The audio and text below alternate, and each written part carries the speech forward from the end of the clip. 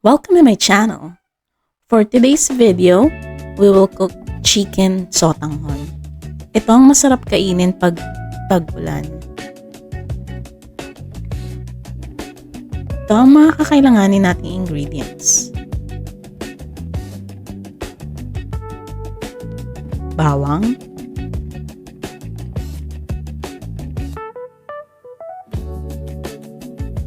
sibuyas, laurel, celery,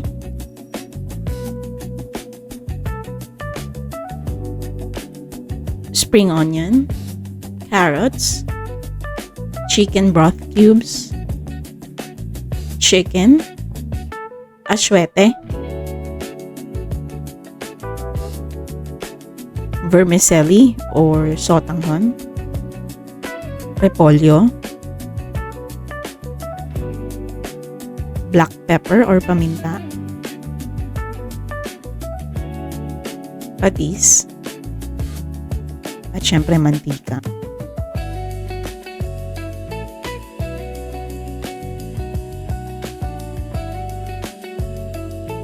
Tara, luto na tayo. So, papainitin lang natin tong pan. Medyo mainit na. Pwede na nating lagyan ng mantika. Lagyan na natin ng mantika.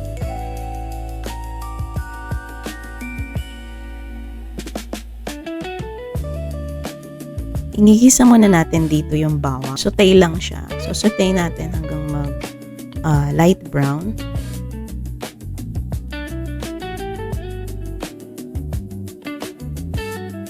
Yan. Saute lang natin yung garlic dito.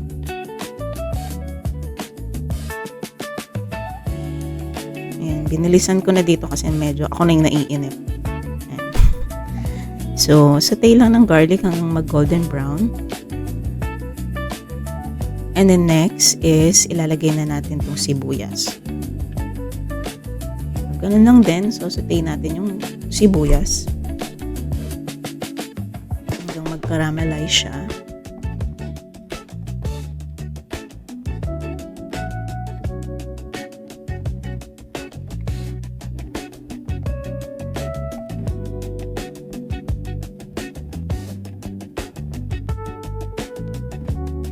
Next naman is, ang ilalagay natin is itong celery. So, ganyang hiwa lang na maliliit lang para hindi siya gaanong lasang-lasa kahit makain mo. Kasi may mga kids na ayaw sa celery. So, mas mabango siya and pampatanggal din ng lansa ng chicken. O kaya nilalagyan ko rin siya ng celery.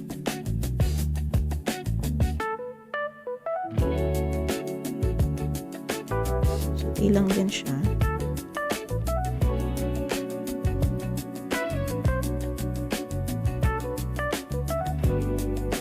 And then next is yung chicken naman. Itong part na to is thigh part.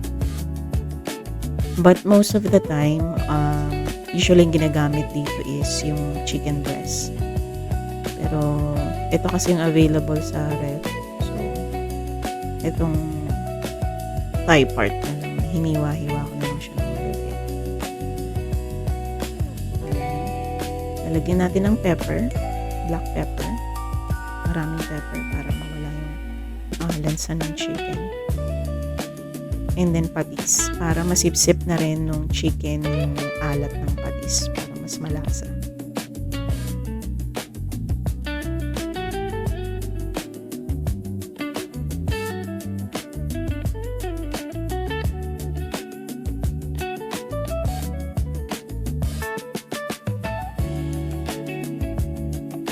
Haluin lang and ibaliktarin lang natin para mag-balance yung lasa ng chicken dun sa nilagay natin mga aromatics and pampalasa. Pakuluan lang natin, takpan. So ayan, medyo kumukulo na at lumabas na rin yung patas ng chicken and then ayan, balibaliktarin lang ulit natin yung chicken.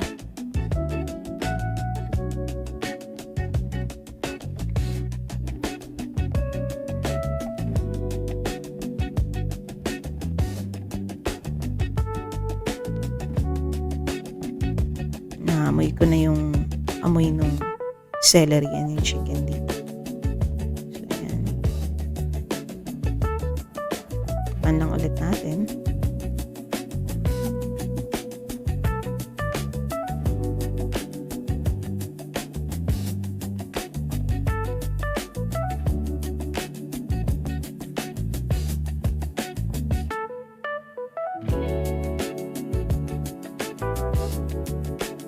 Ayan, kumukulo na. So, lagyan naman natin ng chicken broth cubes. Dagdag pampalasa rin. Hintayin lang natin na medyo matuyo siya ng kaunti. Para masipsip ng chicken yung lasa ng patis, chicken broth cubes, mga aromatics, and syempre yung katas niya. Ayan, so parang nagmamantika na siya. Pwede na nating lagyan ng tubig. Since chicken sotanghon to, kailangan maraming tubig. Kasi kailangan magsabaw talaga siya kasi sisip-sipin din siya ng sotanghon. Lipat ko na siya sa kaserola para mas malagyan pa natin siya ng tubig. And then, lagyan na natin ng laurel, ang pabango. Antayin lang natin siyang kumulo. There you go. So, ngayon kumukulo na. Halu-haluin lang ulit natin. Next is, lalagyan na natin tong aswete. So, salain ko na lang siya. Dagdagan pampakulay. Tinabad ko na yung aswete sa tubig kanina. Ayan. Medyo nag-red-red na yung sabaw. Ayan, takpan ulit natin.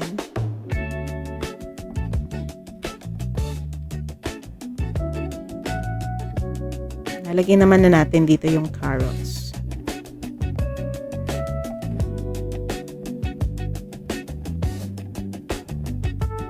Saglit lang maluto to, siguro mga 2 to 3 minutes lang for maluluto itong carrots. So, pwede na natin siya later panguhin.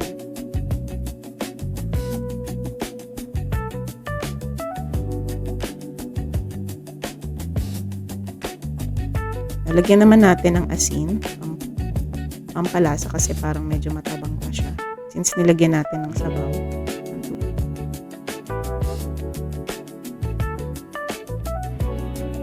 And now, ilalagay na natin itong vermicelli or itong sotanghon.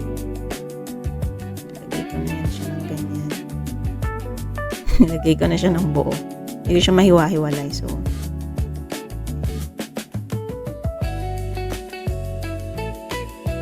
tayin lang natin maluto kasi medyo matigas ng vermicelli. Kukulaan lang natin siya mga siguro 5 minutes.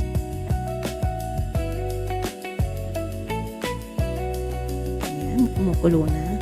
I think malambot na yung sotanghon dito. And now, ilalagay naman natin tong repolyo. Mas masarap, mas maraming gulay. Siyempre, healthy and for the kids. Pakukulaan lang ulit natin. Bali, since nalagyan na natin yung carrots and repolyo, saglit na lang natin siyang pakukulaan para hindi ma-overcook yung gulay. So, once na kumulo siya, siguro mga 1 to 2 minutes lang ang kaya natin. So, ito, maglagay na ako dito ng spring onion. Ilagay ko na yung spring onion. Pero, konti lang muna yung nilagay ko kasi ilalagay ko siya later. Inilipat ko na yung lahat ng gulay para hindi ma-overcook. So, I think we're all set. And sarap na ito. Luto na. That's it for today, guys. So, thank you for watching. If you love this recipe, you know what to do. Like, subscribe, and stay hungry for more. See you next time. Bye!